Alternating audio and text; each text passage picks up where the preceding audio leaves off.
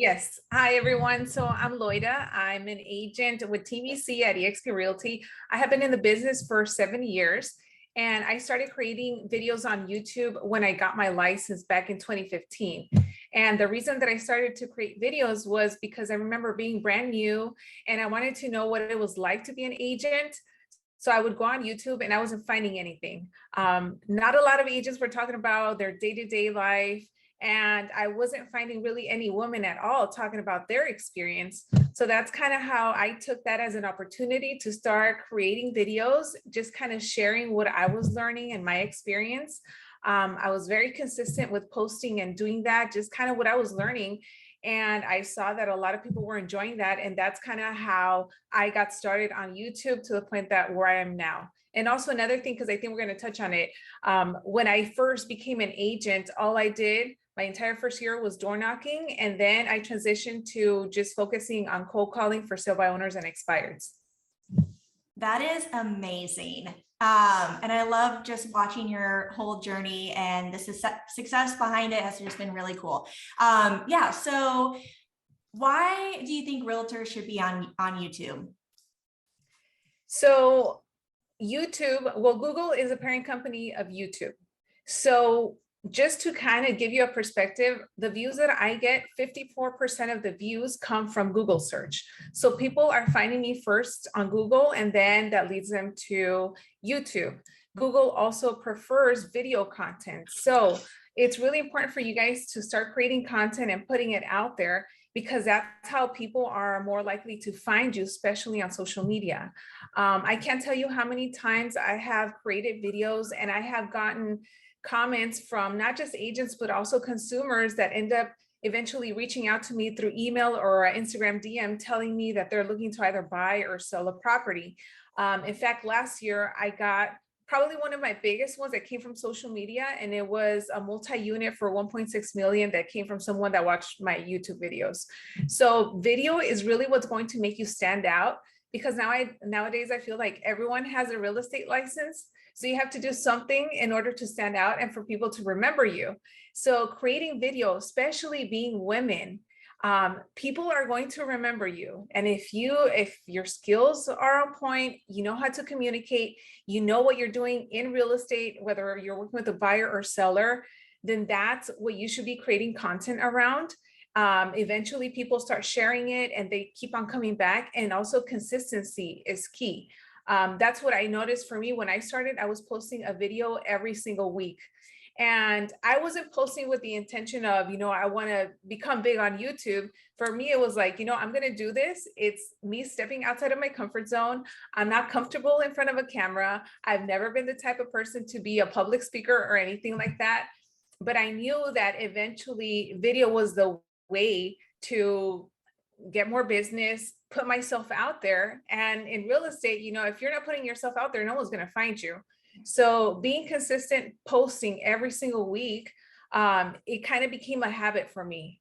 I would just think of, if I was going through a transaction, if I was learning something, I would say, you know what, this is a perfect video for me to do. I would go outside.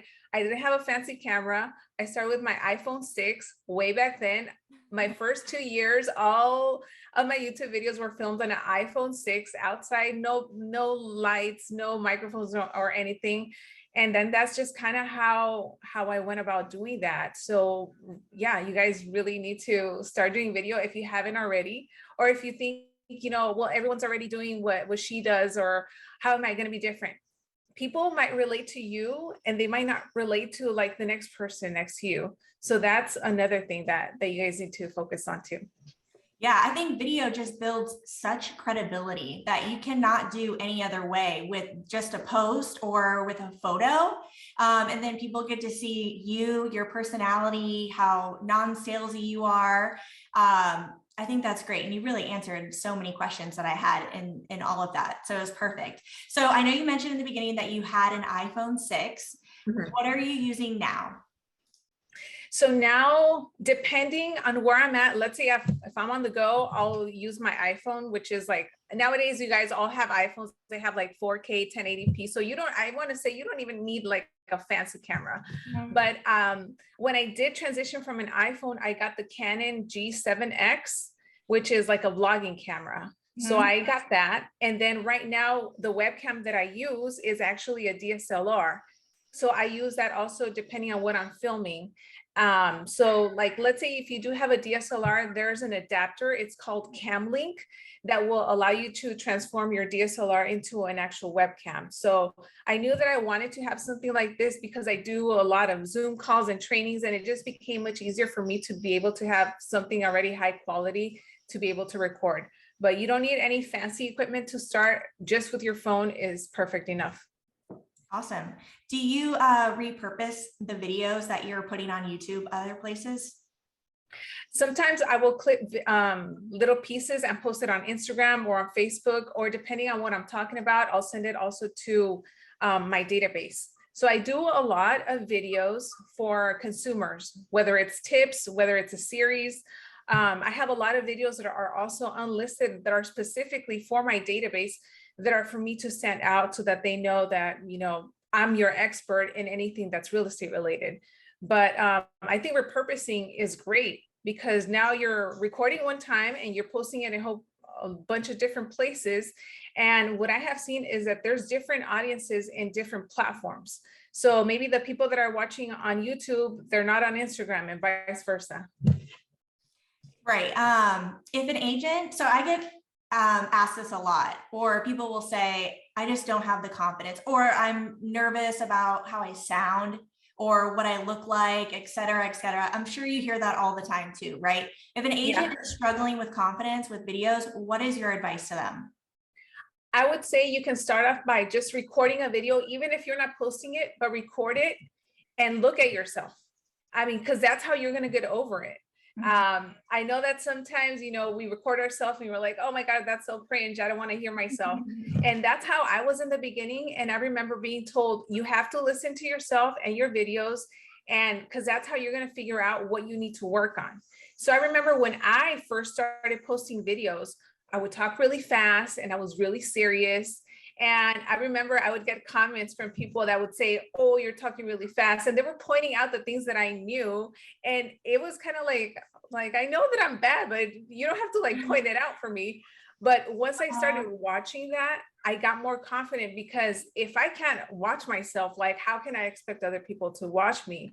So I know it might be uncomfortable for you to get in front of a camera and maybe you're not used to it, but I can tell you, I've been in that position and I was like that. It's not like you're born to be like in front of a camera and just talk and not mess up. It was very difficult in the beginning as well, because not only are you nervous that you're talking to a camera, but now you have to speak and pretty much give out an idea, but you're struggling to make sure that you're not stuttering or forgetting what you're going to talk about. So over time, you just keep on getting better. As long as you're doing it, just what I remember telling myself is that at the end of the day, if I don't do this, someone else is going to put out a video and they're going to get the business that could have been mine. I feel like in the beginning, my videos were so bad, and they're not amazing now, but like in the beginning, they were so horrible. And I look back and they are like so cringeworthy, but I don't think there was any other way that I could have gotten better than to just practice and kept showing up. So I think like the best advice is what you said, just getting it done and practicing. It's the same thing like with public speaking and even Zoom calls or all these things that I've done like outside of my comfort zone. At first, I was always so nervous. It was so bad. But then as you practice it, you get better. But there's the only way to do that is by starting, right? Exactly. Yeah. And if you guys are not feeling confident, just go back and watch my very first For Sale by Owner live call. It was the very first one I ever did. I was horrible. Like, I was serious. It was so bad. So maybe that will give you some confidence to feel better about yourself when you record something.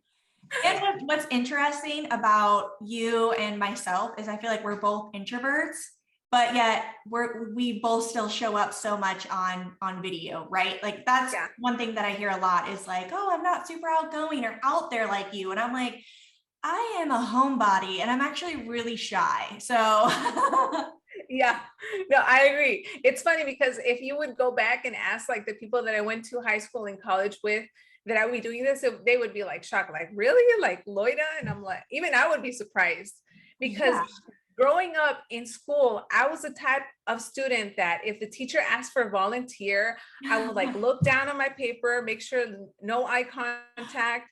And it so happened that I would always get picked anyway, but I was that type of person. I hated public speaking. It would terrify me. Like I'd be like shivering and sweating. I'm like, oh my God, please don't pick me. So doing what I'm doing now, it's like the complete opposite. But it became a point for me when I did get into this business that I knew that, you know, doing real estate, there was a purpose for me doing it. It wasn't just like a hobby type of thing. It's like, if I'm going to do this, I'm going to go full force and I'm going to do whatever it takes. And luckily, when I started doing YouTube videos, there was not a lot of women doing it. So it was easier for me to kind of establish myself in that sense back then. And Stevie, I think I remember even you mentioning that you had watched my videos back then too, when you were getting into real estate. Yeah. So, And also Brian's, my first yeah. listing appointment, like once I got my real estate license, like I didn't even go to any listing training yet because I was like, I'm not gonna get a listing for a while, right? And then I get the call that someone had referred me, and all I knew on the phone was like, book the appointment, just get there. And then I had like 24 hours until the call. I had no idea what to do, and I Googled like what to do at a listing presentation, and Brian's video came up, and I like did what he said in the video, got the listing. And then that was how I came across you guys. And then like, I just like binge watched everything. It was so helpful. Yeah. And, you know, we started creating that content because we remember, you know, being just like you, and we couldn't really find that stuff. And you know, what's sad is that in this business, there's a lot of agents that won't tell you what to do to succeed because of a scarcity mindset. And for us, it was more like, you know what, let's just put this out there because it's going to help someone.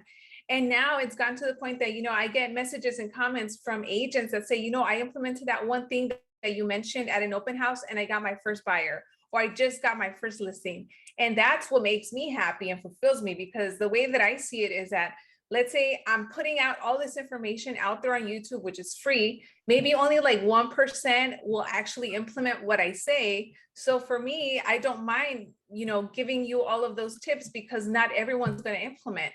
A lot of agents are so focused in watching and educating themselves, but you forget to, okay, now let's put it to practice and get to work. Yeah. And just to think that video, or when I had found out about you guys, that was like 7 years ago. Like you have been so consistent for so long. And that is what it takes for you to have the success that you have, is that consistency constantly showing up over the years, right?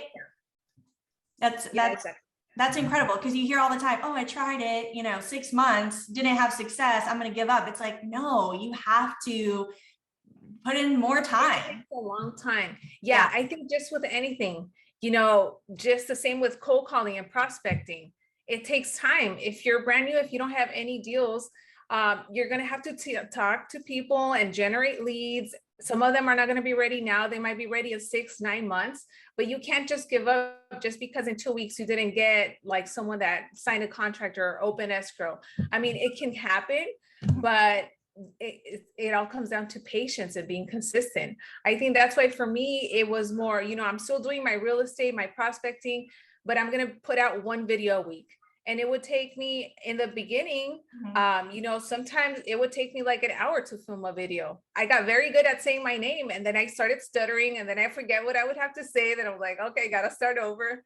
And then over time, I started to get better. I used iMovie to edit my videos, so I didn't have any fancy editing equipment. I had my Mac, and I was like, okay, we're going to do this here. And that's how that was. But it took time to build, you know, a platform and for me to start getting subscribers. That's another question that I usually get asked, is like, how soon did you start to see growth on YouTube? I want to say within like the first year, I got maybe like 1,000 or so subscribers. But because I was being consistent with the type of content that I was putting out, which was for agents, I saw that a lot of them were relating to the information. They were subscribing and sharing. So then over time, I think the following year, it was like 4,000. And then it just kept growing to the point that now I get on average between 1,000 and 1,500 new subscribers every month. And you couldn't have gotten that unless you went through this years of consistency, right? Exactly. Yeah. That's great. So I only have a couple more YouTube questions before we go into cold calling, because I have a ton of cold calling questions. Okay. I put up a little poll on Instagram and it was a lot. So if anyone has any YouTube questions, feel free to come up on video, but you can also add them in the chat. Okay, so are you editing your videos still? No, now I have a video editor. Okay, awesome. It just takes too much time. Yeah, it's so time consuming. Are you coming up with the description and the thumbnail, or they're doing this also? I come up with a thumbnail and the Okay. description, they usually come up with that. So I'll usually come up, when I think of creating videos, Mhm, the way that I go about it is that I'll first try to think of the title, mhm. the subject that I want to use. And then from there, I'll go into, okay, how do I want to plan out my video? And then I just tell the editor, like, this is what the video is about, and they'll come up with like a good description.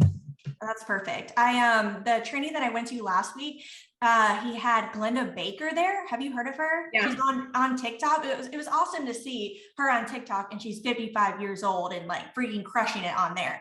But she had gotten somebody to help her do the editing for the videos. And when they first started out, when he came to her house the first time, they did like 8 videos. And then this last time he came to her house, they did 57 videos. So like she gets quicker, she gets faster. Yeah. And I know, I'm like, oh my gosh, that is incredible. She's like, I've got my shirts lined up. I just changed my top and I spent a whole day doing it. We've only actually met 17 times, but like she has a new video coming out every single day. And I think sometimes like you need to have that help, especially if you're not passionate about the editing side of things, like outsource it. Exactly. We were just talking about on our call right before this about VAs in the Philippines who could edit the videos for a really good price, or Fiverr is another really popular one. How do you come up with your ideas? So because the content that I put out is for agents, I kind of go through the comments to see what people are asking or what they're saying. If I'm going through a specific situation, whether it's me in a transaction or team members that I feel like, you know what, this is a really good video idea, I'll just kind of pull out my camera and then just start recording there. I like to post content that's relevant to what's happening also currently, or anything that I see is happening frequently that might not be the best practice for real estate agents, that I think, you know what, like people really need to get this straight. Let me just put out a video about that. When it comes to consumers, I have done a lot of content where it's just like the most basic information that people ask. So something that I have done that you guys can do as well is create a series, whether it's for buyers or sellers, where you answer the most frequently asked questions, like how do I buy a house? How do I sell a house? How long is the process? And it could be like less than a minute, but then that way, once you get a new client, you can have all of these videos, whether it's on your website or on YouTube, and then you could just introduce yourself, you do your consultation or whatever, and then you send them a link to this playlist. And now they can just binge watch all these videos instead of like reading through something. Because I feel that over time, people have just gotten over reading. Like, I don't have time to read, but I'll watch a video. So if you can create something that engages them, and then at the same time, they're like, oh, okay, well, I know what Jennifer looks like. She looks super cool. Like, I totally want to work with her. Then they'll just keep on watching. And going back to Stevie, what you said about credibility, by the time that you end up working together or you end up meeting for a presentation, because they've been seeing you so much on video, it's almost like they feel like they know you and they almost see you like a celebrity as well. I think if you're not doing video, like start today. It's not too late, right? And I think just start today, forget about the past and you not showing up or achieving those goals. Like start today, start small, don't overanalyze. I know like a lot of women, they just overanalyze like how they look, the topic idea. It's just like shoot it, edit, and just send it out there. I think for me, I do like to watch back on the videos to see like how I can improve. But sometimes I'm like, okay, edit it and let's just get it out there, right? Like I don't want to overanalyze. So I really want to get into cold calling. Now with the team that I have, that's something that they're dabbling in. And I know that you're such an expert with FSBOs, expireds, circle prospecting. Tell everybody just like your overall experience with cold calling over the years. So over the years, when I first started, just like probably a lot of you, I was scared because I was like, oh, what if they cuss me out or what if they yell at me? But then what kind of got me over that fear is when I started to tell myself, you know what? Someone out there needs my help. And if I'm not calling, other people are calling and they're going to be getting the Good. that I'm just could have been mine. So it was kind of a mindset shift for me. And cold calling for sale by owners, none of them convert on the first call. It takes multiple calls for them to even want to give you a chance. With expireds. And also, just so you guys know, the reason that I wanted to focus on these, even though they're the tougher leads, is because I wanted to focus on listings.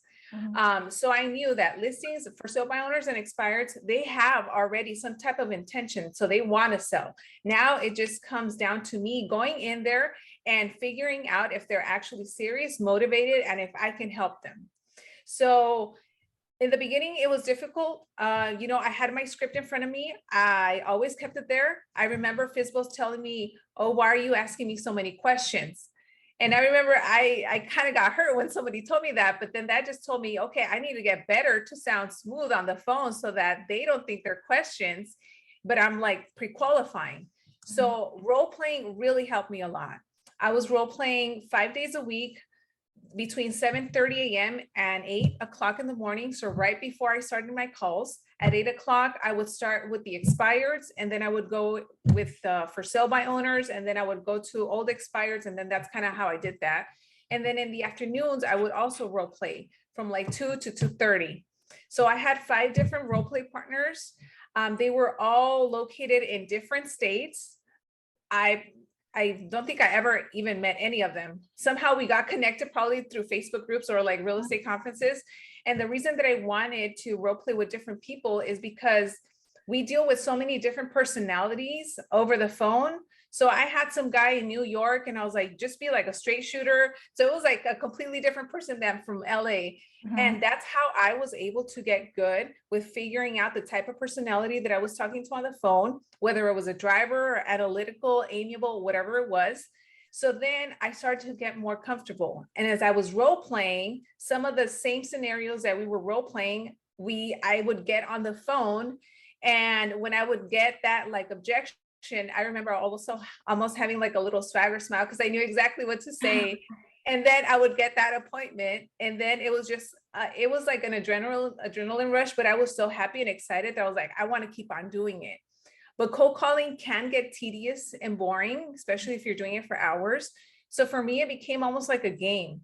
My goal was daily to talk to at least 30 people. So sometimes it would take an entire day. Sometimes, depending on who I was calling, it would take a couple hours. But I knew that if I didn't have any deals going on, I needed to be on the phones. And the reasons that I wanted to do cold calling versus door knocking, even though I did enjoy at the end of the day door knocking, was because on the phones, I was able to talk to more people in an hour versus at the doors. So as I kept doing calls, hundreds of thousands of phone calls, it got to the point that I got very good with my objection handling. So a tip that I would give you guys is like your most popular objections that you always hear, have at least 3 or 4 objection handlers. That way you're always ready. The way that you convert someone over the phone is when you have like an answer at the tip of your tongue. And if they ask you or they throw you an objection, you already know what to say. So knowing what to respond, and then also responding so you can answer, but then ask another question. That way you are holding control of the conversation. So it sounds like role playing helps with your skills, feeling comfortable, your confidence. And that's probably the number one thing that is hindering people from picking up the phone is their confidence. But having a role playing partner and practicing is going to build your skills and build the confidence with the calls. So thank you for sharing that. What I got asked this question, what is the most effective time to make a cold call? I think depending on who you're calling, from my experience, the expireds and the for sale by owners, first thing in the morning. A lot of people think that, oh, why should I call? Because people are going to work. But usually when they're driving to work or getting ready, they'll answer the phone because they have that time. After like 10:30, 11 o'clock, I see it die down.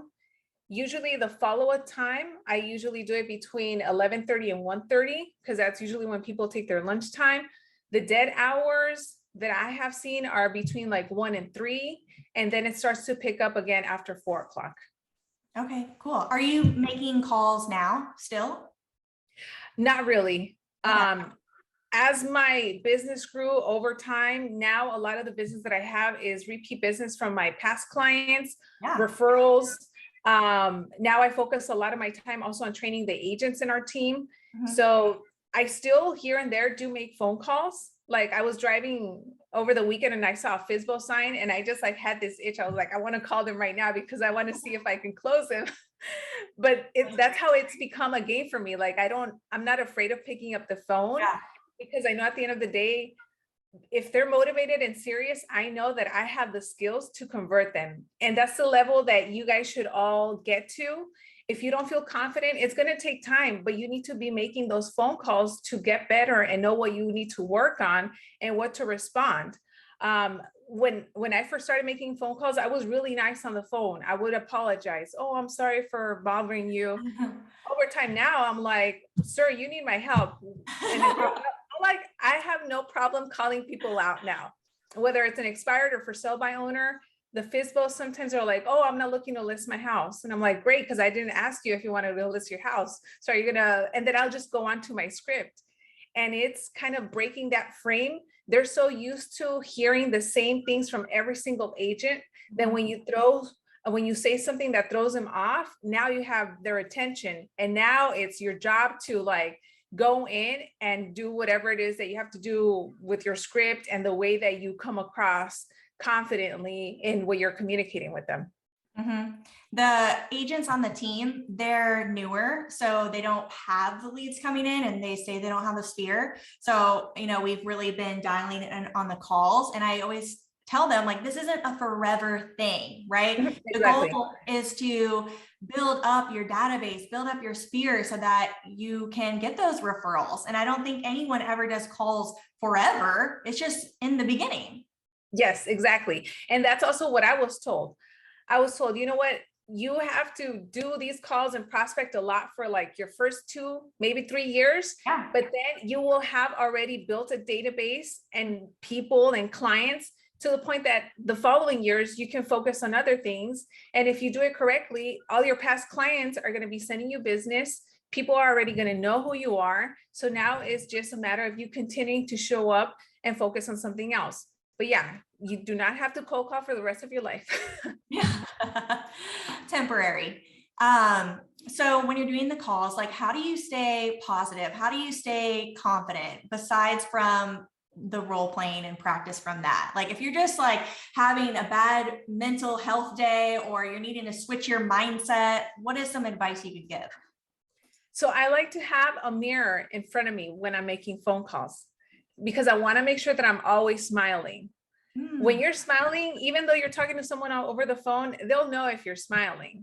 I always want to have this attitude where I'm coming across, good energy, I'm smiling, I'm upbeat, because the last thing you want to do is sound boring over the phone. And if you sound boring, like, you lost your chance.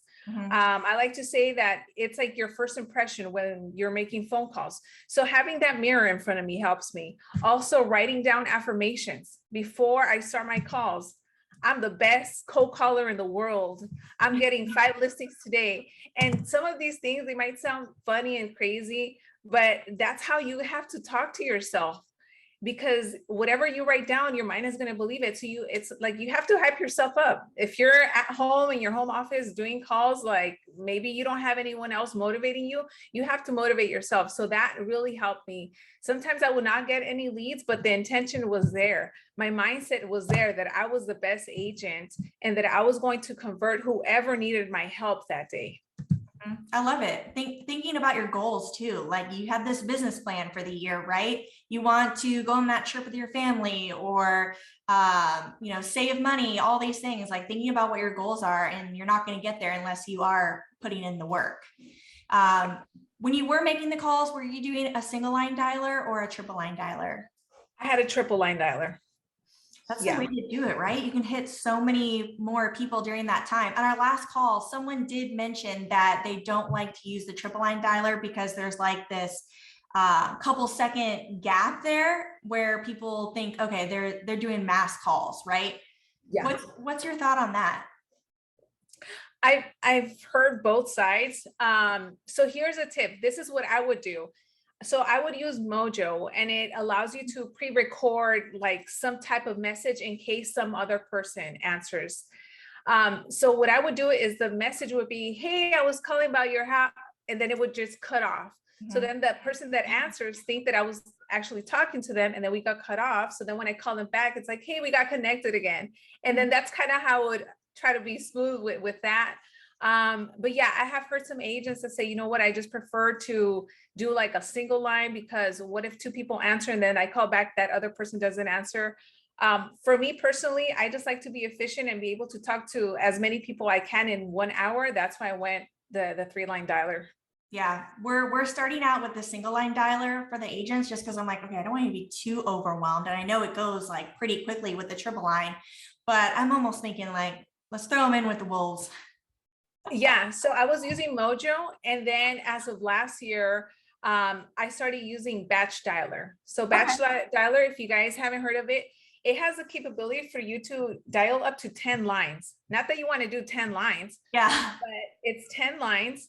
And what I like about Batch versus Mojo is that when you input the data, let's say someone answers the phone, it pulls up almost like a title report. So you can see if they're pre-foreclosure, bankruptcy, whatever it is, bedrooms, bathrooms, title, like who's the owner. So I personally like that because it gives me more information about that potential seller. So when I'm on the phone with them, I can call out certain things out.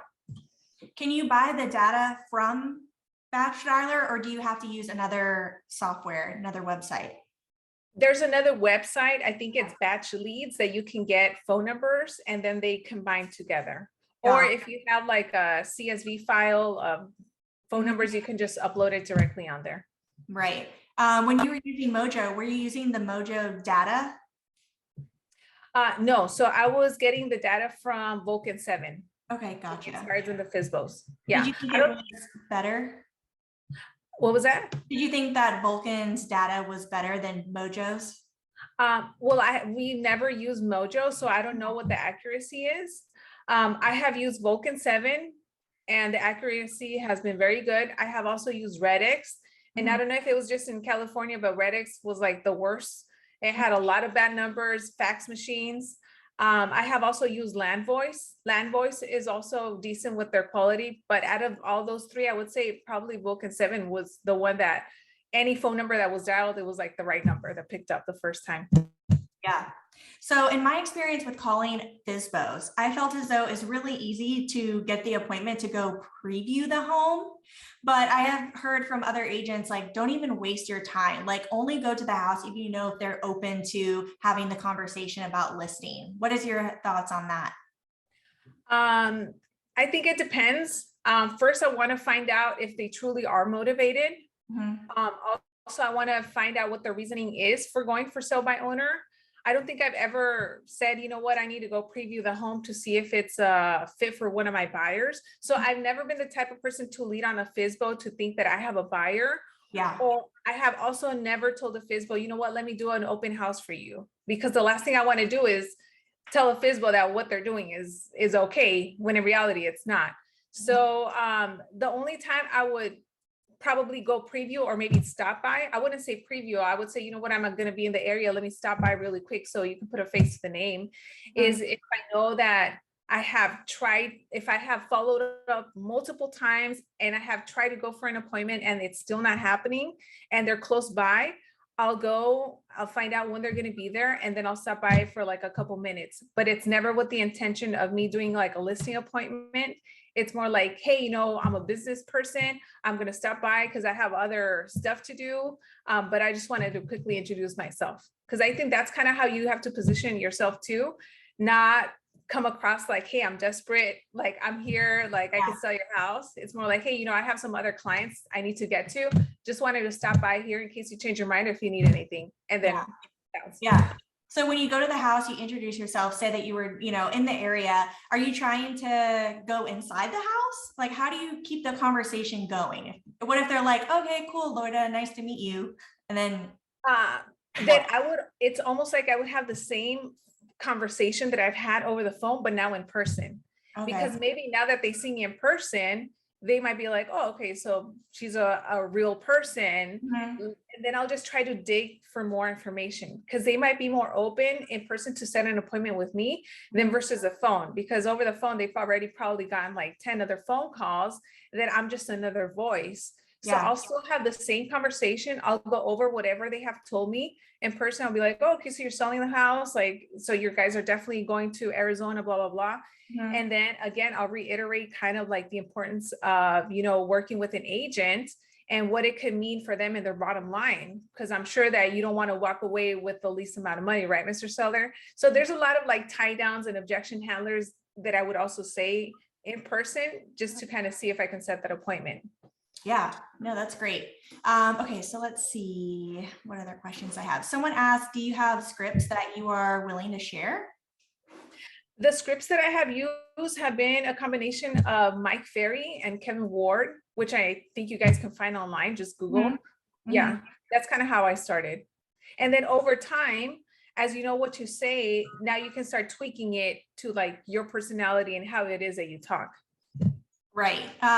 One of our agents was asking us today, like, what are the best scripts? And I'm like, there's so many online, and they, like, every person I've asked, like, they have different scripts that they use. You just had to figure out like what works for you and what you feel comfortable with. But what I would be more focused on is like building your skills with it, with the role playing and getting the confidence with it. Like, stop over analyzing like what you're gonna say. Exactly. Just start the conversation and, building that confidence, I think, is the best. How many calls do you think does it take on average to book an appointment? I would say probably after 100 contacts, once you have talked to 100 people, you'll get a solid lead. On average, and it probably depends on like your skills, right? Exactly.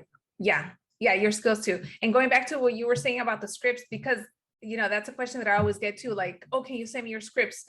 At the end of the day, we could all be using the same script, but we'll all have different results because our skill levels are different. You might not be able to answer an objection the way that I can. So I would say pick out a script, just like CV said, there's different ones. I know the Mike Ferry one is very like salesy, and it was like too direct for me. So I'm like, I got to tweak it so that it sounds more like a smooth conversation. So once you find one, role play it, and then you can start tweaking it to your personality. But yeah, your skills, role playing and handling objections is what's really going to help you be able to convert the leads that you get. Yeah, if anyone wants to start role playing, if you're not already, we could start a thread in the Facebook group and sign up with each other different times, if you think that would be helpful for you. If you're a brand new agent, what would you suggest focusing on? Calling expireds, FSBOs, or circle prospecting first? I would say circle prospecting first, because the expireds and the for sale by owners, if you're not ready for it, it's probably going to make you want to leave the business, because they're just like difficult, especially right now. So I would say you can get started with the circle prospecting. That way you kind of get a hang of cold calling. At the same time, be practicing let's say your for sale by owner script. But the circle prospecting is going to be easier. There's going to be less people that are like mad or angry. It's easier conversations to have. And as long as you have the scripts in front of you, then I would say, just keep on doing it. And over time, you're going to keep on getting better. Do you try to avoid the commission talk on the phone? Like, what if they're like, what do you charge if you're calling a FSBO or expired? Yeah, I would say, well, there's a few ways that I answer that. So yeah, I never give my commission. If they're adamant about it, I would say, well, Mr. Seller, right now, I haven't even seen your house. I haven't even told you what I can do for you. So I'm not in a position to negotiate my commission. So when's a good time for us to get together to see if we're a good fit to work with each other? Are you available on the week or on the weekends? I like that. And you sound so confident, right? Like, just think if you were like talking slow, or, people can tell when you're not confident, and then you're like, no, I'm good. Yeah. You know, Yeah, and that's why the communication is key, you guys, working on your communication, because then that way, when I say something like what I just said, I'm not stumbling and I don't sound like, oh, well, we'll see when we like, no, it's more like, well, you know what? I'm not in a position to negotiate, Mr. Seller. So if we decide to work together, then we can figure it out. yeah, no, I love that so much. I love the confidence. Let's see. Do people actually pick up / return calls, or is it a generation thing? I guess, do you get callbacks? Yes, I do get callbacks. I also get people that text me back. Hmm. So what I have tried is that I've cold called. Usually now what I have done is that I incorporate video. So for example, this for sale by owner that I told you that I drove by and I saw, I called, he didn't answer, his voicemail was full. So then next I was like, okay, I can either send him a text message or send him a video text message. Like which one is going to make me stand out more? So then I just filmed a video text message. He hasn't answered, but I'm pretty sure that no one else has sent him a video text message. So depending on who you're talking to, I would say you can even try a combination of texting and calling, but people do still pick up the phone. I have gotten a lot of listings that way. Yeah, that's a great idea to follow up with a text, because some people would rather just communicate that way. Like they're not going to ever answer your call, but they will text you. Yes, exactly. I remember way back when I got into business, Zillow used to have this feature called Make Me Move, which it was like not motivated sellers type of thing. But there were so many people that I would call and they would just text back, hey, what do you want? So then now I'm just having the same conversation. I'm using my script over text message and I'm having like long conversations to the point that I either set an appointment or the person weeds themselves out. Awesome. Okay, so I have one more question, unless anyone else has a question, put it in the chat. But if you are a brand new agent and you do not have any leads of your own, how often and how long should you be cold calling? How often, if you're doing this full time every single day, Yeah. and how often, as long as you can go. Yeah. Like, don't hang up until you get leads, right? Yeah. So in the morning, like at least 4 to 5 hours of prospecting a day. Like you don't have to go like 10 hours, but figure out what your schedule is, what you're going to commit to, and stick to it, and know that it's going to take time. But you will come across people that tell you that they're interested in either buying or selling, or they have a neighbor or a friend, and some of them are not going to be ready now, but it's your job to at least keep a note of it. Usually what I do is at any time that I have a good conversation with anyone, whether it's a FSBO, an expired, or whoever it is over the phone, since they don't know who I am, I'll just confirm, hey, so this is your cell phone number, right? This is the best number to reach you. If they say yes, I'll shoot a video text message, like 10 seconds, introducing myself. Hey, this is Loida, the realtor just spoke to you a few minutes ago. Just quickly wanted to shoot you a video text so you can put a face to the name. I'm here to help you. Because then now that's what's going to make you stand out, because now you're no longer a voice. Now they can put a face to the name. If they have an iPhone, then obviously it's going to come out in good quality. If they have an Android, let's say one of you has an Android, the other iPhone, what I would do is that if you already have your YouTube account set up, upload that little clip as a YouTube short, and then you can just leave it as unlisted, and then just text that link to that person. So I have done that in the past as well. I did that with an investor, I think it was like earlier this year.